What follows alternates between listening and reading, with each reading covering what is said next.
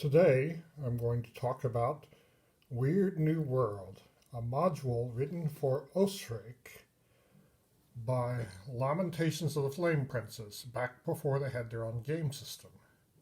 Back then, the modules were written for OSRIC. And let's go inside and see. It says here, this product uses OSRIC. Old school system reference and index compilation. It's also compatible with Labyrinth Lord and Lamentations of the Flame Princess and Swords and Wizardry. Now, this is a Arctic dungeon. And I believe there's a second edition Gazetteer for the Arctic of Forgotten Realms, but not much has been done with the Arctic. And so it goes in a bit about it, but one of the first things is that there are climate zones. There's 6 climate zones, each one progressively colder. Starting at 6 is the warmest, 1 is the coldest. And you roll 2d6 to determine how bad's the weather this year.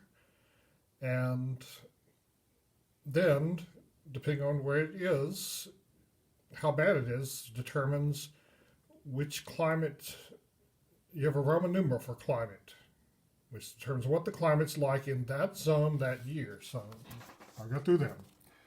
Okay, so Roman numeral 1 is condition A, year round. That's A is the worst of winter.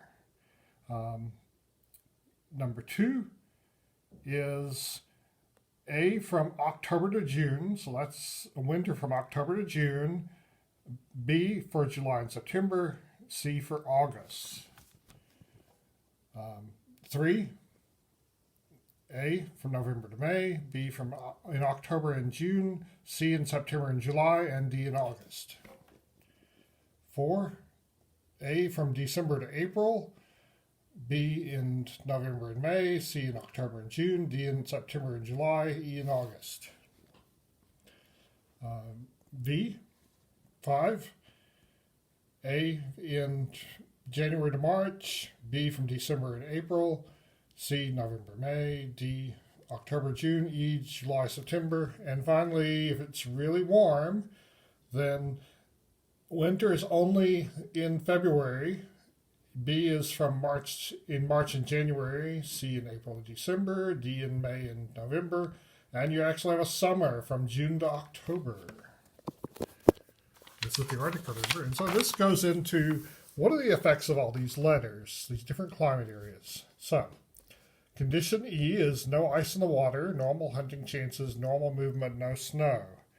D, sea ice is broken up, 3/4 movement. River ice broken up, half movements if you're trying to paddle a boat up a river. 3/4 normal hunting chances per day. Snow allows normal movement with snowshoes and half movement without snowshoes. When it's in condition C, the sea ice is broken up. You can move the ship at half movement. River ice is frozen. You can ice break 1 mile per day if you have 20 extra crew to do it. You have half the normal hunting chances. You must have heavy furs or take 1d4 damage per turn. The snow is so heavy you can move at 3/4 your movement with snowshoes and 1/4 without snowshoes. On condition B, the sea ice is frozen solid. You can ice break 1 mile per day per 20 extra crew. River ice, frozen solid, no ice breaking. 1/4 normal hunting chances per day. You take 1 hit point per round damage when your bare skin is in contact with metal. You must have heavy furs or take 1d6 damage per turn.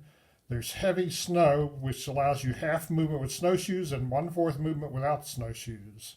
And finally, the worst of the worst, condition A, is the sea is frozen solid, ice breaking is not possible. There's no wildlife, no plants, no food available.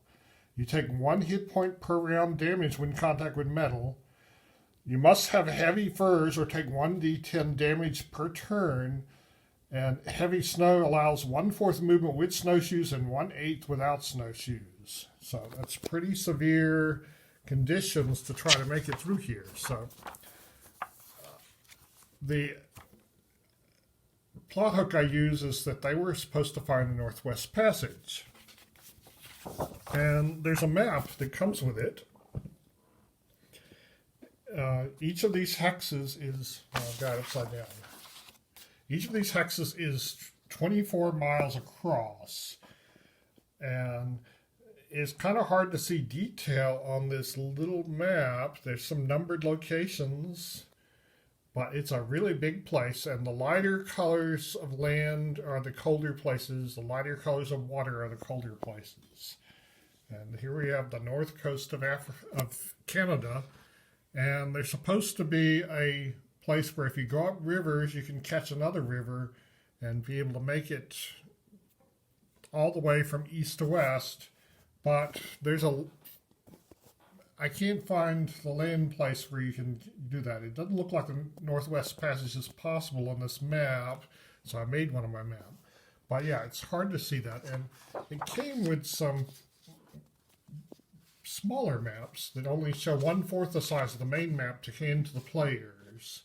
And they're in black and white, so this helps with the mapping somewhat. There's 4 of these.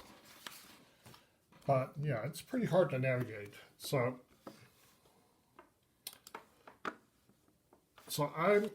when I played this, I made a hex map. And so I gave them a ship. It has this much visibility. Each of those squares is 24 miles across. And if you move the ship, then you can see more and more. See, oh, there's land there. Okay?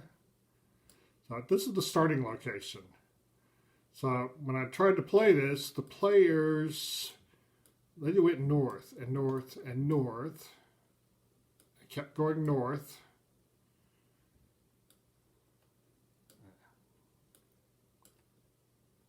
They just kept going north.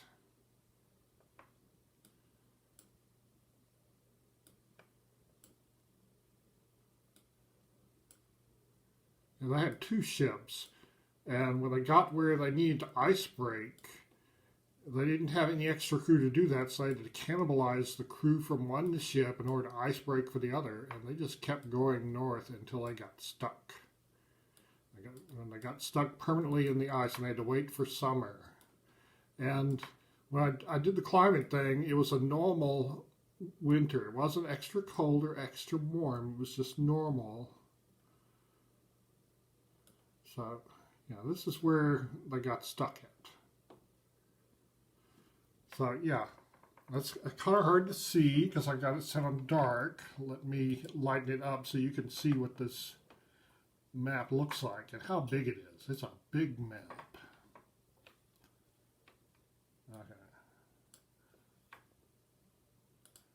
Okay. So it's a big map there. Goes a long way.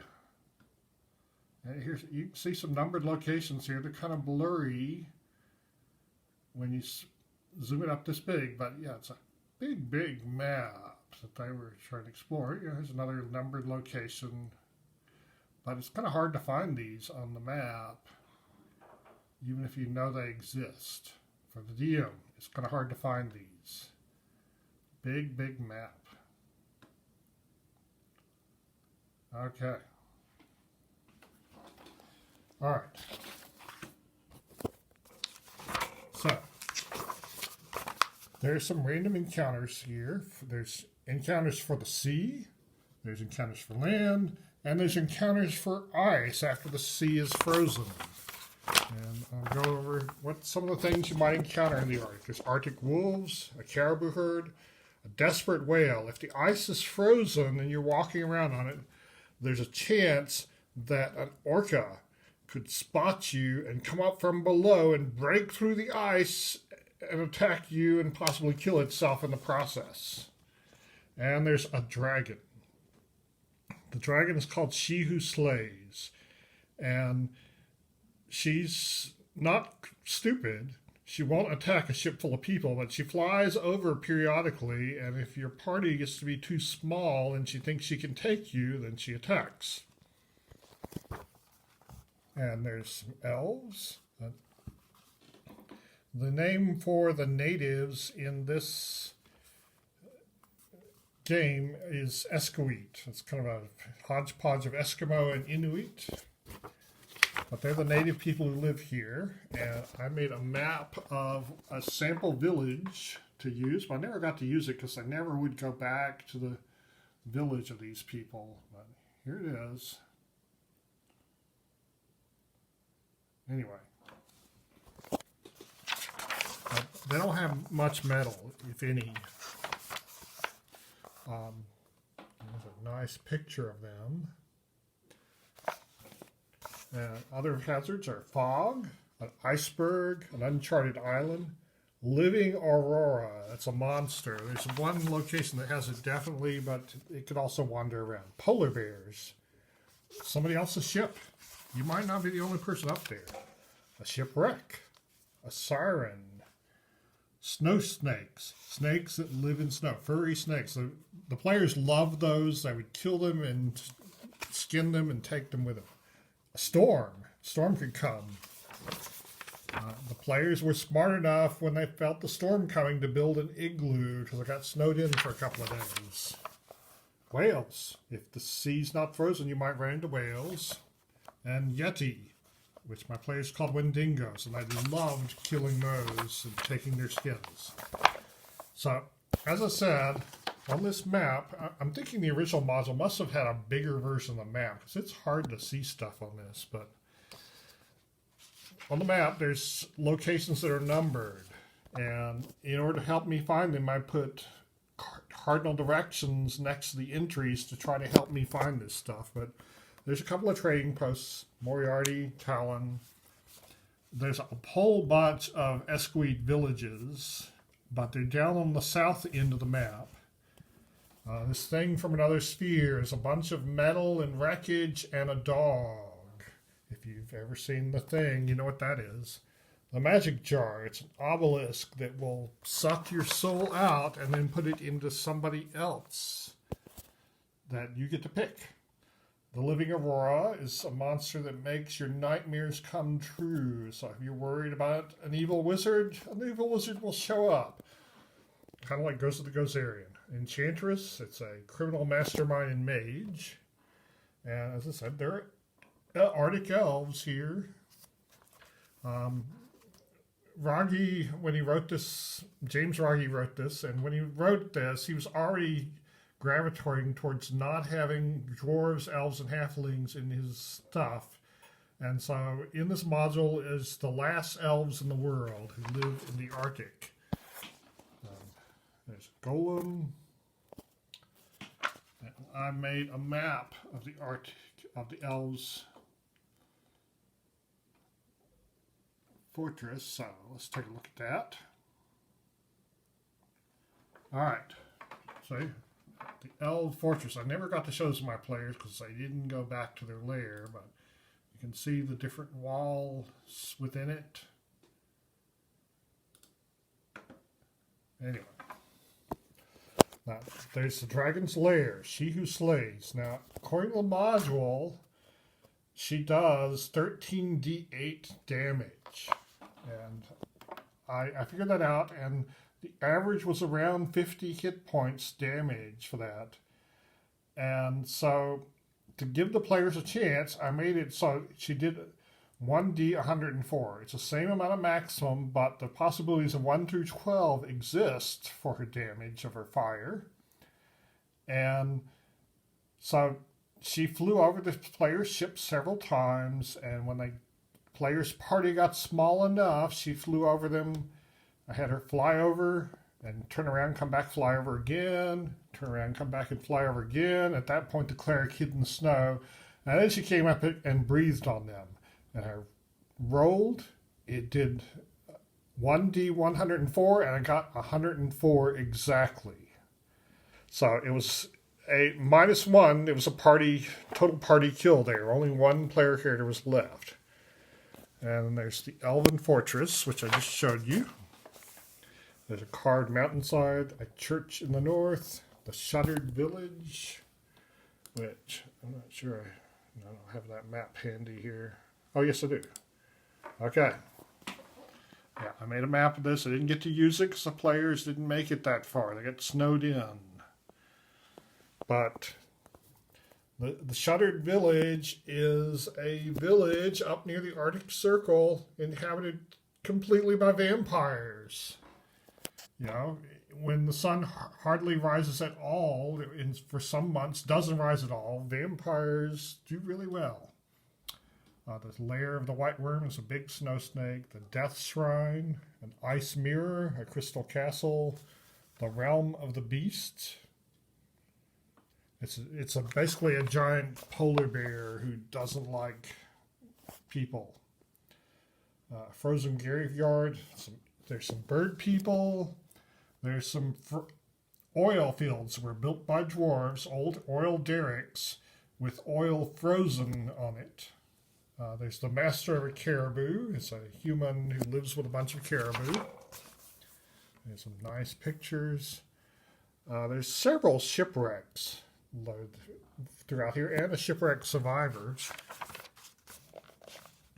There's the Pirate Treasure Cave. And there's a map of that, which I used for an Underdark dungeon at one point. Find the map. Here it is. Yeah, so I used this, reused this for an Underdark module. See, there's a nice little cave with a river flowing through it and with a river of lava. So, interesting little map. There's another one, which is a ship that's just barely sticking up out of the ice. And you go through the ship vertically, and then there's an underground layer below it. Haven't used that. There's more strange caves. There's the Sword and the Stone. There's a 1 in 10,000 chance that you can draw the sword from the stone, and that makes you king of that hex and the surrounding hexes. And anybody who happens to be there. That's an ash forest, a volcano. There's a frozen Stonehenge where there are a bunch of yurts and some full of dead people and a circle that allow you to summon creatures from another world. There's some pyramids. Valhalla is a bunch of frost giants who think they're the Norse gods. Odin, Thor, Loki, Balder, etc. There's the... Yeah, so pretty interesting stuff. The frozen slime. There's a frozen herd of mammoths in Plateau City, a city in the far, far north. There's a city, and my players didn't get to go there, but if they had, I would have made that city the rebel base on Hoth during the Empire Strikes Back, just before the Empire attacked. Anyway, it's a pretty interesting module. I suggest you try it out.